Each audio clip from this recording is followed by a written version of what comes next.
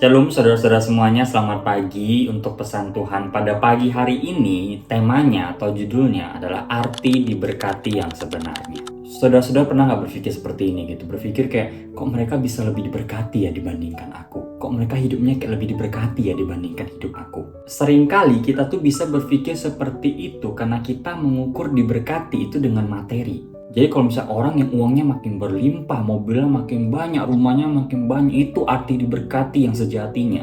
Tapi apakah benar arti diberkati yang sebenarnya itu adalah bertambahnya materi kita? Firman Tuhan di Matius 5 ayat 10-11 bilang kayak gini, berbahagialah orang yang dianiaya oleh sebab kebenaran karena merekalah yang mempunyai kerajaan sorga. Berbahagialah kamu jika karena aku kamu dicela dan dianiaya dan kepadamu difitnahkan segala yang jahat. Nah, kata berbahagialah di sini kalau versi bahasa Inggrisnya dibilang blessed yang artinya adalah diberkati. Jadi dari ayat yang barusan kita baca dibilang kalau orang yang diberkati itu justru adalah orang-orang yang dianiaya oleh sebab kebenaran. Nah, maksudnya itu kayak gimana? Maksudnya itu kayak gini. Coba deh pikir, siapa sih pribadi yang pernah dianiaya oleh sebab kebenaran? Jawabannya Yesus. Artinya kalau kita dianiaya oleh sebab kebenaran, kita mengalami apa yang Yesus alami, yang artinya kita bisa menjadi semakin serupa dengan Yesus. Itu arti diberkati yang sebenarnya. Kisah Para Rasul 3 ayat 26 versi BMK juga bilang kayak gini, itu sebabnya Allah memilih hambanya lalu menyuruh dia datang kepada kalian terlebih dahulu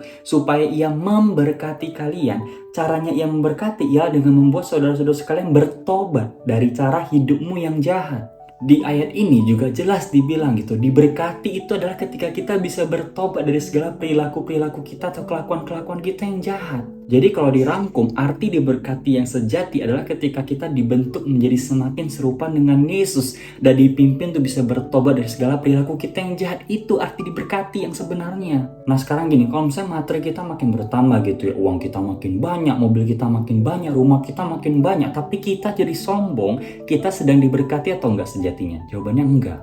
Tapi kalau misalnya materi kita nggak terlalu banyak, biasa-biasa aja, tapi kita bisa rendah hati, berarti kita sedang diberkati atau enggak sebenarnya? Jawaban iya, kita sedang diberkati. Jadi jangan patokin diberkati itu dengan materi doang gitu, karena pertambahan materi yang makin banyak itu belum tentu artinya kita sedang diberkati. Tuhan Yesus memberkati.